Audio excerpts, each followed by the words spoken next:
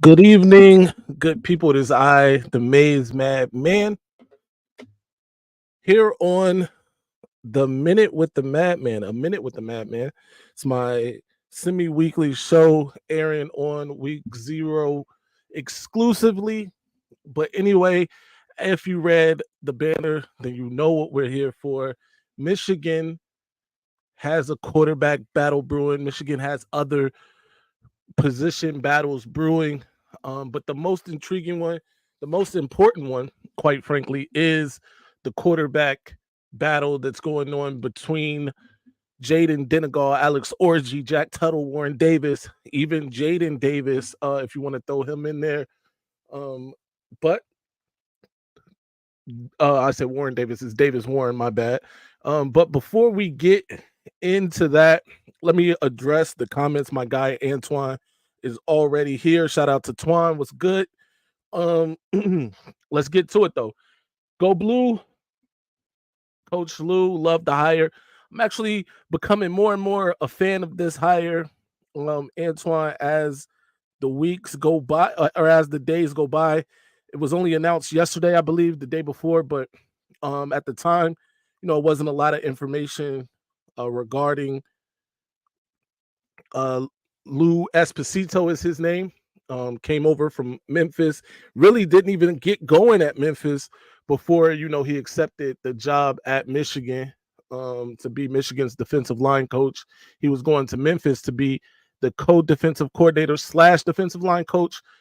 Obviously, got a call from Sherrone Moore. That changed everything. He changed the plan and went to Michigan. He comes from Western Michigan, so he's got history in the state of Michigan, of course, and he coached some NFL ready guys at Western Michigan. In fact, two of them are would be early round draft picks in the draft. So he's got some chops.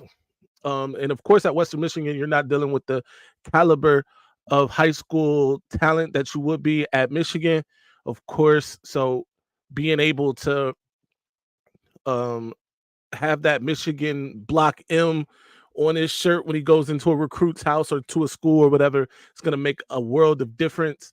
Let me get this out the way really quick. That's going to make a world of difference. We know that. So great for Michigan, great for Sherrone Moore, who I think has done an excellent job to this point at hiring staff for the University of Michigan. All things considered, Jim Harbaugh kind of late in the game chose to, take his talents to the NFL. Um, and then, of course, even later in the game, Greg Scruggs gets the DWI and ultimately resigns from his newly appointed position as Michigan's defensive line coach. And Sherrone Moore has to scramble to fill that position. And I feel like all of those things considered, the time constraints, because everybody now is with their teams, coaching their teams, they're fully involved in whatever's going on this season. So we had to act quickly, and being able to get a guy the quality of Esposito, huge kudos to Sherrone Moore. So we got to give him that credit. But yeah, let's get to the position battles. Some things that I've heard so far. Obviously, Michigan doesn't do like other schools do. The other state, of course, holds like open practices, at least for portions of their practice. Michigan does not do that. Jim Harbaugh shut that down, and it looks like Sherrone Moore is keeping that going. Now they do release their own footage of those practices, um, and through the Michigan football social media, and that's the way that people are able to kind of try to piece together what Michigan is doing in terms of those practices, because it's not a lot of information, and good on them for not sharing a lot of that information. But from what we have seen, there is some things to be impressed about. What we have heard, at least from the Alex Orgy standpoint, have been impressive. I'm going to share the hype video, I guess, from spring practices that Michigan released on their Twitter account.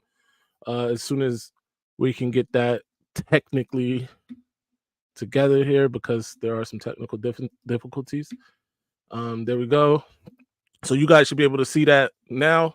This is pretty much what they allow, right? In terms of what they show the public. But in this video, it looks like Alex Orji here connects with tight end down the field. And that looks like Loveland. But that's pretty much it in terms of the quarterback footage, anyway, that we saw from Michigan. But reports are that Alex Orji has looked good.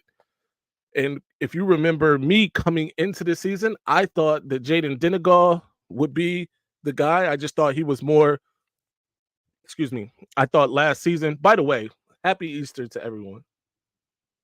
I know it's a squirrel moment, but happy Easter if you celebrate that. To you and your family, go blue. But anyway, Jaden Denegal looked like last year, anyway, to me, the more comfortable guy in the pocket. He was completing passes in the pocket, standing tall down the field. He threw a strike, I believe that was against Nebraska in garbage time, because the only way you could get on the field is in garbage time. But he looked the part anyway. He looked good in those short clips that we got. Antoine says, I noticed my boy Jason Hewitt. He's going to be a beast at linebacker. Facts. I noticed. Oh, he just repeated that. Coach Moore only released Easter egg content. Facts, man. You really got to piece that thing together. It's like a Marvel movie or something with what he releases, what he shows the public, what he allows the public to see. But I'm not mad at it. I can't complain. Obviously, the defending champs accused by many of doing some cheating, right? So many, and most of them are Ohio State fans or Michigan State fans, and poor little bro them. They need anything they can get. In Ohio State, they're hanging on by a thread. One more loss in that program is going to be right in the dumpster where they belong. But anyway, if you're in here, there's 7 people in here right now. Make sure you like the live, share it on social media. Let's get some more people in here. Don't be afraid to join the chat. Let me know if you agree or disagree with anything we're talking about here, of course. But yeah, so Denegal was my favorite coming into the season. Obviously, I think the upside on Alex Orji is the best. Any of all the quarterbacks, I think if Alex Orji this season, of course, anyway, if he puts it together with his feet and with improving that downfield accuracy, or just his accuracy period from the pocket, then I think he is the best option and he has the greatest upside of all the quarterbacks on the roster right now. There's been some talk about Michigan possibly going into the portal for a quarterback. The spring portal opens up tomorrow.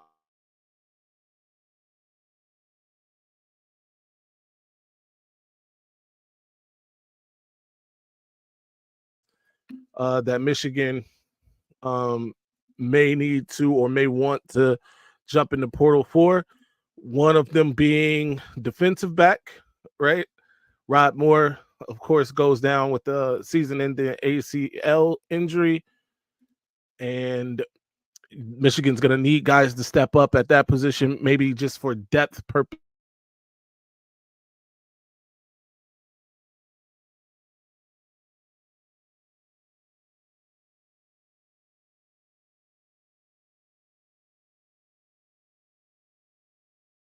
What is happening here? Technical difficulties, as I said before.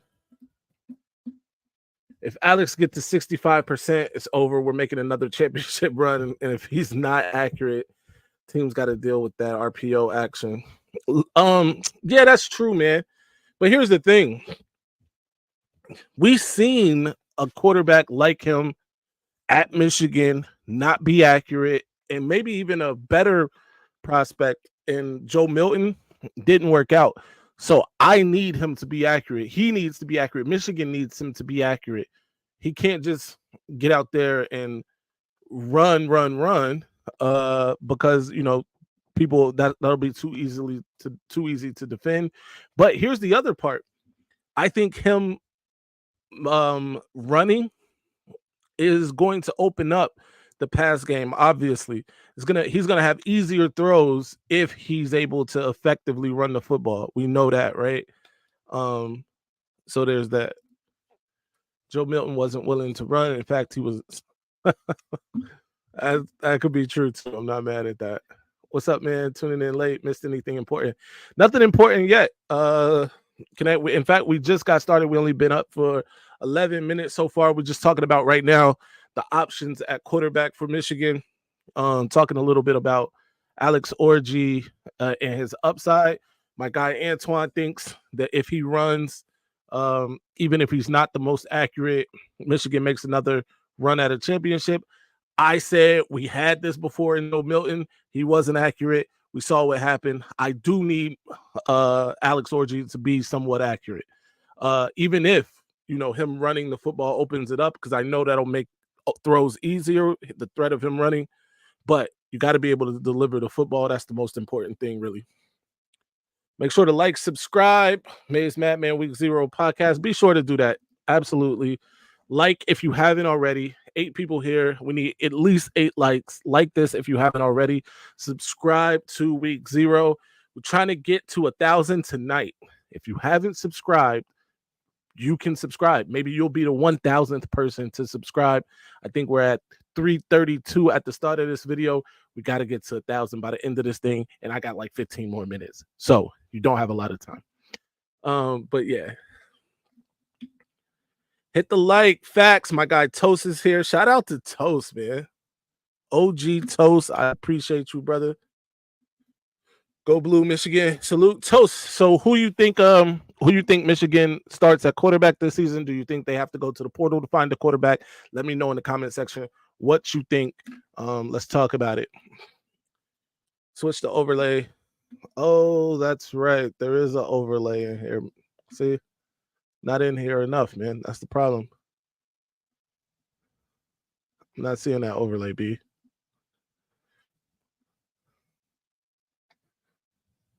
There's no minute with the Madman overlay, son.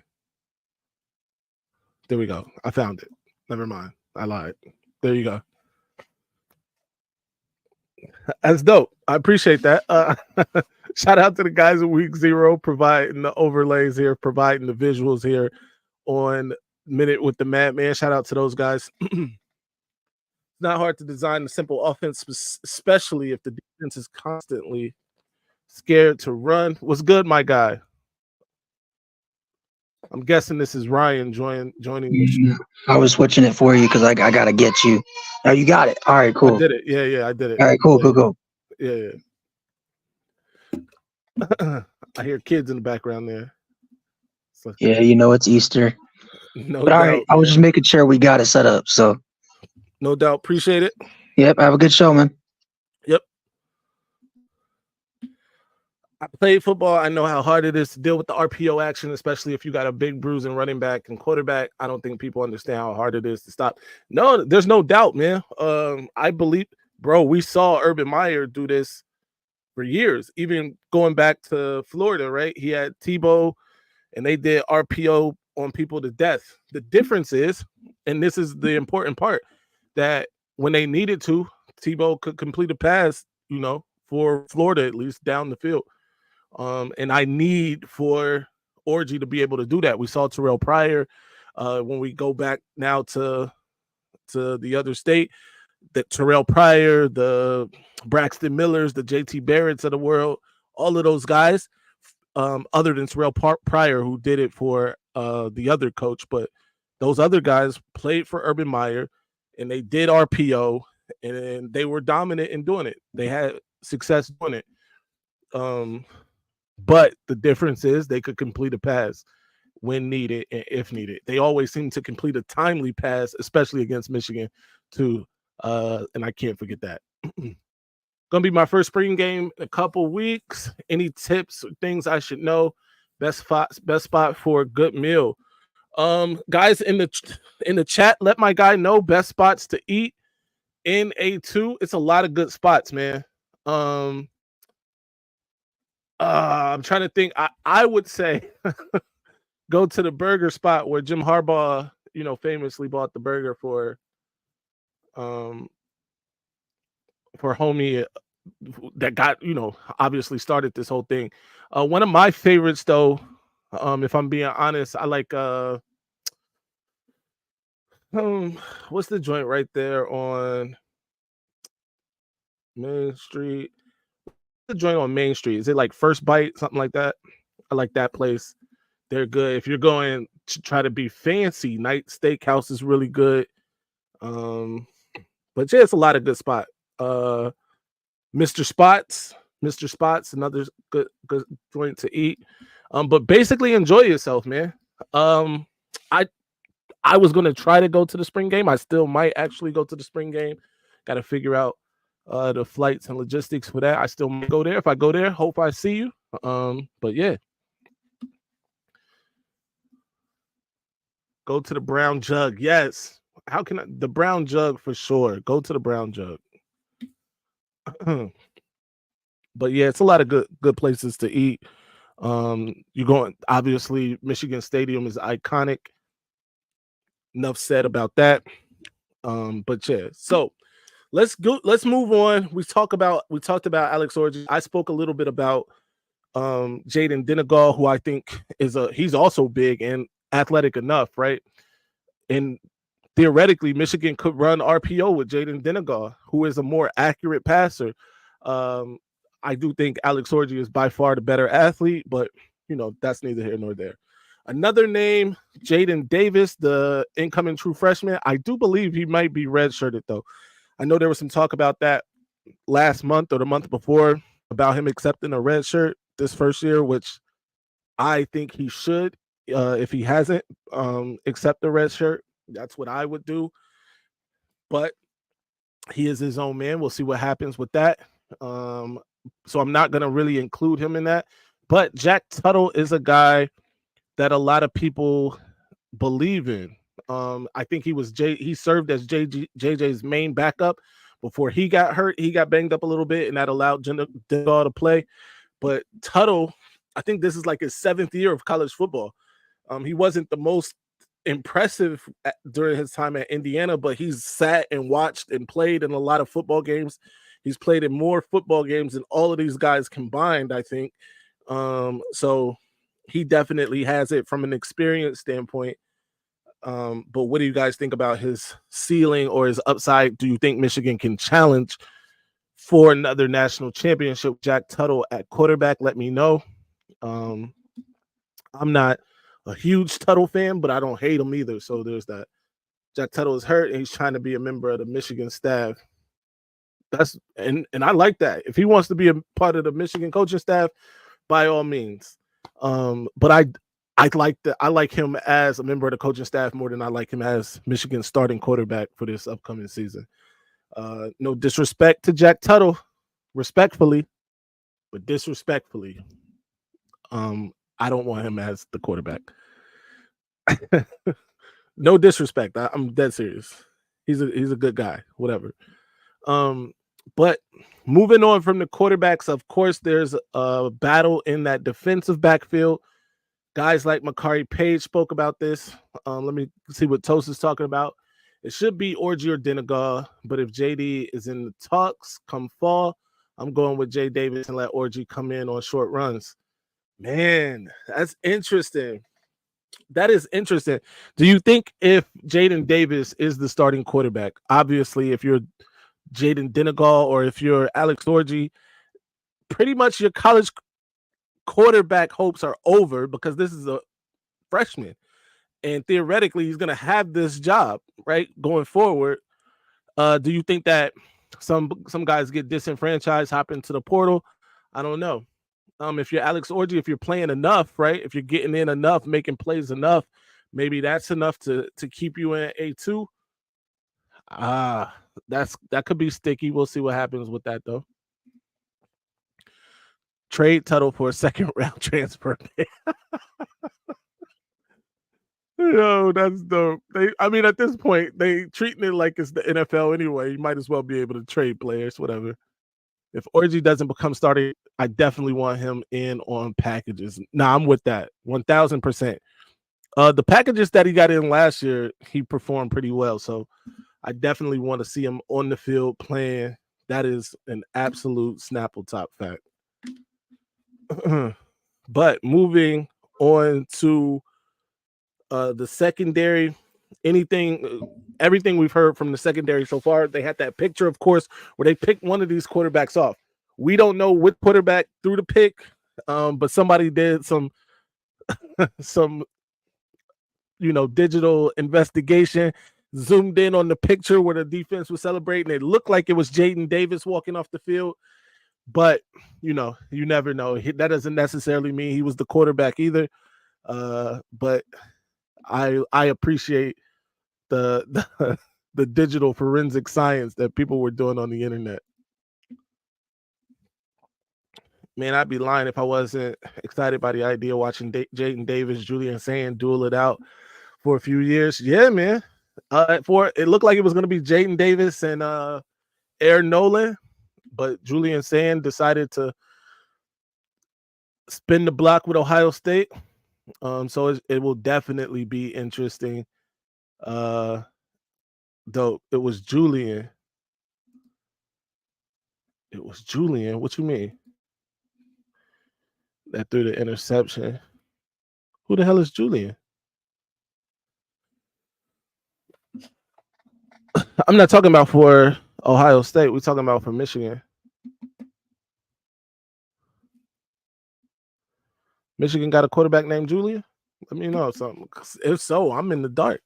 I'm completely not in the know on this one. But shit, man. Anyway, defensive backfield, Michigan obviously loses Keon Sabb to the transfer portal. He joins. Who the hell is Michigan? I mean, who the hell is Julian? Yeah, no. We know that. I was talking about Michigan's the picture Michigan released of the defenders celebrating in the end zone, taking a picture. And then they zoomed in on the quarterback walking off the field. It looked like Jaden Davis, but I'm not sure. Not the Ohio State one. We saw that disgusting throw that dude threw in that joint. By the way, Ohio State fans are as vile and disgusting as their program, but that's neither here nor there. In that defensive backfield, Michigan lost Keon Sabb to the transfer portal. Of course, Mike Sainristil to the NFL, Josh Wallace to the NFL. They bring back Makari Page, Rod Moore, Will Johnson, McBurrows, Jair Hill, DJ Waller, Zeke Berry, Cody Jones, Brandon Hillman, these guys. But then Rod Moore goes down to a season-ending ACL injury, leaving that safety position, the defensive backfield period, kind of thin, especially in terms of experience. Who do you guys think replaces Rod Moore in that defensive backfield? The names at safety, the names that have been thrown around: Cody Jones, Zeke Berry, Brandon Hillman, which would then shuffle that whole lineup outside of Will Johnson. We know he's not going anywhere. Makari Page not going anywhere. Other than that, though, the rest of that defensive backfield shuffled around. Who y'all think it is? Ohio State quarterback situation is worse than last year. That O-line still hot garbage. That's true. Absolutely. Buckeye podcasters had to stop their propaganda machine and tell the truth. Look, man, that's something I talked about on my show over on the Maize Madman channel. We talk about this a lot. The reasons that Michigan beat them the last 3 years, none of that has been fixed. They're still soft as Charmin on the offensive line. They're still overrated and soft as Charmin on the defensive line. They don't know where to put Sonny Styles. I guess this year he's going to play linebacker, the position I thought he probably should have been playing anyway. What's the other kid? CJ Hicks can't sniff the football field. Maybe he plays this year because everybody's gone. Who knows? Denzel Burke, I just saw him getting burned by a true freshman. Not worried. Their best defender might be Igbinosun. And I'm not even joking. He might be the best defender outside of Caleb Downs, of course. But yeah, so we'll see what happens, man. I'm just not impressed with the other state's defense at all right now. But Michigan's defense, I still think is going to be elite. Whoever they replace, which by the way, I think, just throw my hat in here, Brandon Hillman is my pick to replace Rod Moore. Uh, he flies around the football field and he's got a dog in him. He's got an attitude. He plays with that attitude. And I like it for one. He comes down and run support. He can fly around in the pass pro. I mean, in coverage. So I'm a fan of Brandon Hillman personally. Zeke Berry is another beast. Cody Jones isn't bad. So I like all three of those guys, but of those three guys, Brandon Hillman is my favorite. They put Sonny Styles in the middle of that defense who had trouble stopping the run. How stupid is that? Facts. Sonny Styles undersized. That's just stupid and goofy. Yeah, look,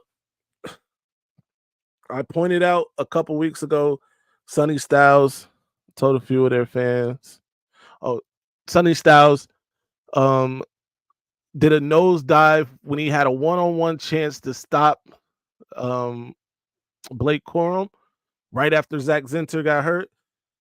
Blake Corum gets the very next play. Blake Corum handoff. Sonny Styles comes up, meets him in that hole. Now, granted, the hole was as wide as, your favorite streetwalker on Main Street, but it was a big hole. Either way, though, Sonny Styles is there to make a play. He can prevent this touchdown from happening.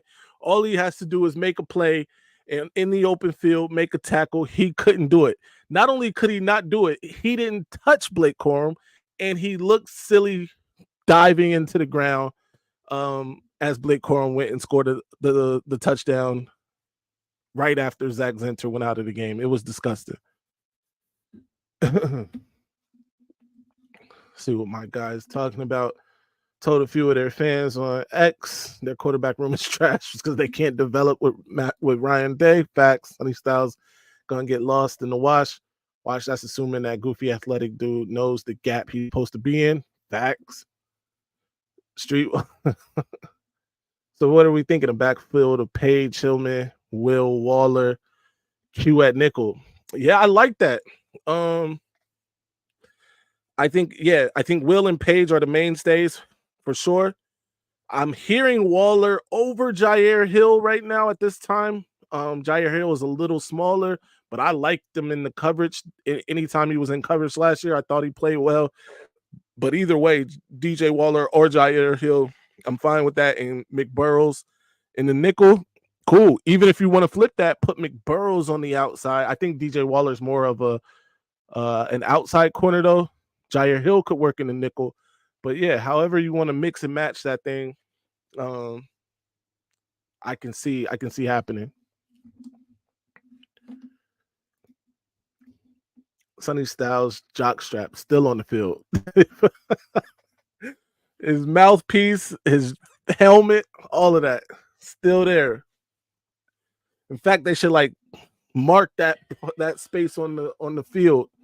If I was Michigan, I would mark that. This is where Sonny Styles' scholastic career died, right here, in the biggest game of his life. He decided to tackle air. It is what it is, man. Anyway, my 30 minutes has run its course here. A minute with the Madman. Next week, probably not next week, the week after next, I'll be back. We'll be better prepared. Thank you to everyone who came through today. Let me see what that's saying. Who you got for breakout seasons? One from offense, one from defense. This is a great question. On defense, give me Hillman. I'm gonna stick with that one. Hillman has a breakout season. Man, I could go Barham though. I think Barham. There's a lot of smoke around Barham, the transfer from Maryland. A lot of smoke around him right now. They're saying he's him. But give me Hillman. I think for a breakout season, give me Hillman. And then on offense, on offense, there's smoke around that tight end that they're saying is bigger, faster than Loveland. He's been there a couple years. Apparently, that strength and conditioning program is working for him. But I'm not gonna go there. Give me Tyler Morris to break out on offense. So offense, Tyler Morris. Defense, Brandon Hillman. What you guys think? Let me know in the comment section. Breakout players, one on offense, one on defense. I heard Klein, that's the tight end. Yes. Beast. Tonight that Brady Hogan coming back. I keep telling Michigan fans we don't need a tall wide receiver. Our tight ends can be split out. That's true. Not only that, Hogan and Brady coming. Yeah, man. Hogan Hansen, Brady Priestcorn, both young guys are there. Should be interesting. Like it. Yeah, man. Yeah, drop it in the comment section what you guys think. Breakout player for Michigan this season. One on offense and one on defense. Let me know what y'all think. Anyway, till next time, stay angry, my friends. Be sure to subscribe to the Week Zero channel if you haven't already. Follow me everywhere at Maize Madman. And like I said, stay angry.